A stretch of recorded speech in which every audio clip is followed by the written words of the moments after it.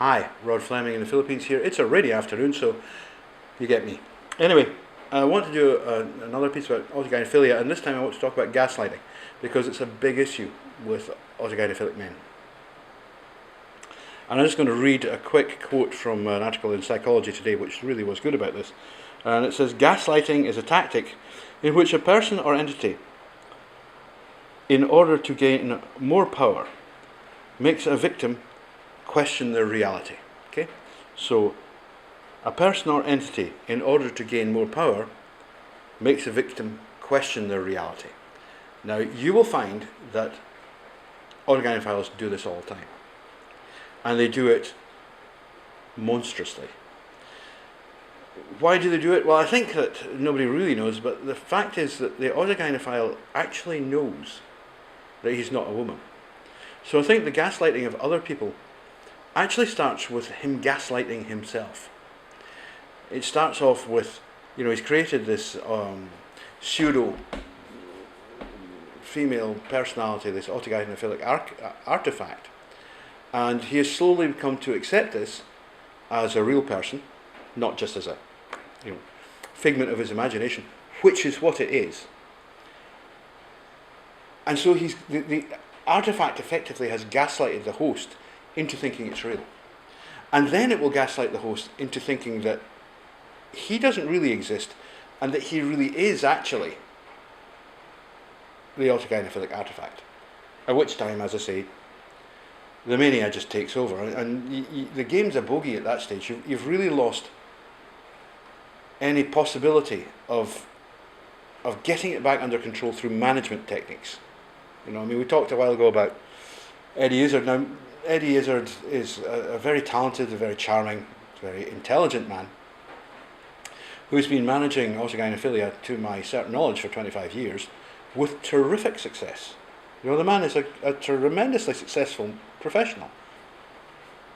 And he does this by basically giving the artifact time when he needs to, and the pressure builds up too much. He says, okay, fine, I'm just going to be in that role for a while. Now, being an actor obviously helps.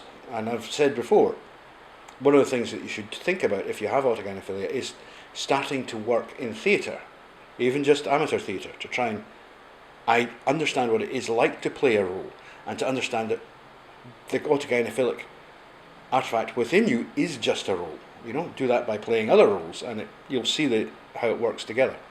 But Izzard has done this incredibly successfully. There's times of his life when he says, no, that's me, I'm just going to... And then he comes back, he grows a beard. He's a guy, It's not a problem for him. He's got this managed, he's got it whipped. He understands what he's doing, and he's able to control it. And a very interesting thing about Izzard is that he says, when he discusses the clothing, this is rare amongst autogynephiles, he'll say they're not women's clothing, they're my clothing. Right?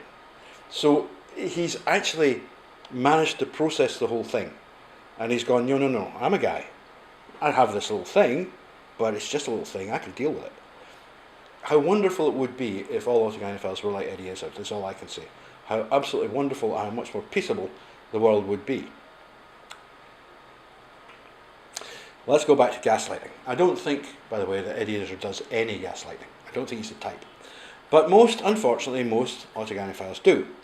And this will, as I say, I think this happens because they're good at it, because they gaslighted themselves. They were their own first victim. So once you get through that, the next thing they're going to start working on is the people around them. If they're married, the first victim will be their wife. Their wife will be gaslighted in all sorts of different ways, which will seem incredibly subtle. And she will probably not realize it's happening. I mean, the whole point of gaslighting is that the other person isn't meant to realize that they're being gaslighted. And what happens is you're being manipulated to the point where when a big discovery comes out, oh dear, I would really like it if you would peg me with a dildo. Instead of screaming and running up the wall, the woman goes, oh, well, yeah, okay, if that's what you want, okay. You know what I mean? And then, maybe we could go out and I'll be dressed as a woman too, darling. What do you think? And if you just landed that on your wife with no preparation, she might well shoot you. But if you've spent a couple of years gaslighting her, by this stage she's so worn out she'll say yes to anything. And that's what's happening. Now, gaslighting is something that all autogynephiles, as far as I can see, with the exception of those like Izzard, who have it under control, they do it to their partners all the time. Now, I've been in relationships with autogynephiles, and I can assure you, they don't just do it to women. They do it to men all the time. And it's very hard to deal with. You don't realise how much pressure you're being put under until you stop it. You know, it's like white noise, you know, a bad connection in a radio or something that just gets louder and louder and louder and louder. You don't even notice, you know. And then suddenly you get it fixed and you get the radio back and you go, shit, that sounds terrific, you know, I can actually hear it now. And that's what gaslighting's like. It's just constant, low-level pressure, you know. With ladyboy autogynephiles, it's often about money. So I would say to any men who are involved or thinking about being involved with a ladyboy, I don't think that you should consider an autogynephilic ladyboy. They call themselves late bloomers here. So if somebody says, "Oh, I'm a late bloomer," walk away. Just walk away. Don't go near her. Because they will. What happens here is, you see, their affirmation. Affirmation is always a huge thing for an autogynephile. So a lot of autogynephiles in Asia, and particularly in this, they get their affirmation from having money spent on them. Okay, so it's not. They don't want sex with the guy. I mean, they might have sex with the guy, but they don't really want it. That's why they're so keen on long-term relationships. That's why they're so keen on long-distance relationships, because they don't have to have sex. It's all on the phone, you know. But what they want is for him to express his acceptance of them as women, beautiful women, by spending money on them. Jewellery, clothes, you know, air conditioning units, refrigerators. There's no limit to what they can demand. And that's with men. And they're even worse with women, because they are men, right? And they're manipulative, narcissistic men, and they will try very hard to bend women to their will. And the technique they use is this thing called gaslighting. And one method that's used in gaslighting is what's called passive-aggressive behaviour. I personally think that if you find that your partner, your husband, or if you're in a relationship with a ladyboy and she's doing this passive-aggressive thing, I would be very worried. I would say, this is not good. You know, if somebody has an issue, they should say, look, I don't want to do that. You know, and challenge you about it and say, look, no. And so you argue the corner. I mean, you don't want to have a huge row, but you know, you've got a point of view, she's got a point of view, or he's got a point of view. Let's just get it resolved. Autogynephiles very rarely do that. They kind of slip away from the argument. They can be incredibly confrontational with people outside their personal group, but within the personal group, they tend to avoid confrontation, and they tend instead to go for this gaslighting approach, right?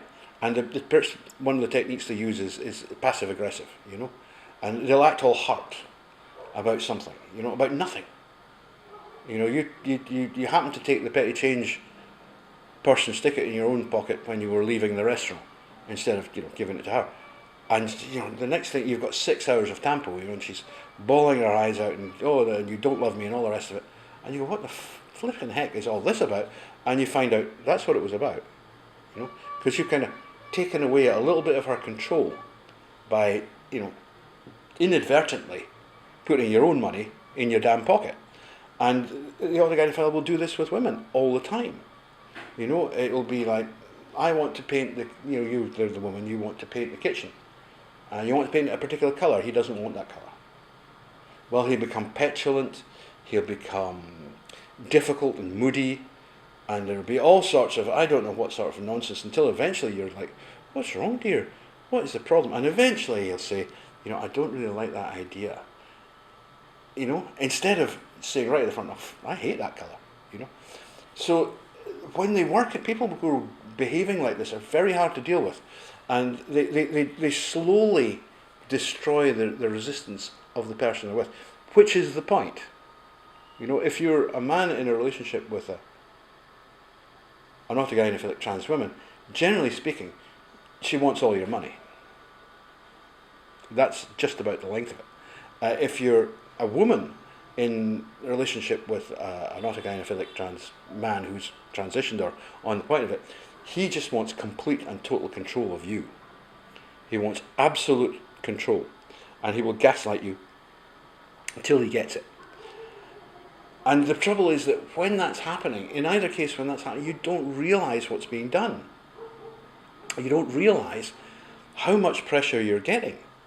And it's just more and more and more. It's incremental build-up, It's a little bit, until when you stop and you look back, you go, how on earth did I put up with that? And for women, I think it's very, very difficult because, men, let's be honest, men can be manipulative bastards. We can be. But women should just say, if you're in a partnership, you're partners, come on. It's not meant to be like, I control you. So gaslighting is something that I think that you really need to read up a little bit about, find out about. It involves a whole bunch of different specific psychological techniques, but you will find that passive-aggressive behaviour is their absolute number one, right in the middle, That's their main weapon. And then sometimes it will go into like real aggression, but then they'll switch off and be like, oh my God, I'm so sorry, my dear. I didn't mean to shout at you. And you're so relieved that he stopped being an asshole that you just go along with, oh, it's all right, don't worry about it. You can have a pink kitchen ceiling if you want, it's not a problem. You see what I'm getting at? So anyway, that is another angle on autogynephilia. We're going to do a few more of these episodes on autogynephilia, and then we're going to go do something else because, we're going to have covered it. That's enough for just now.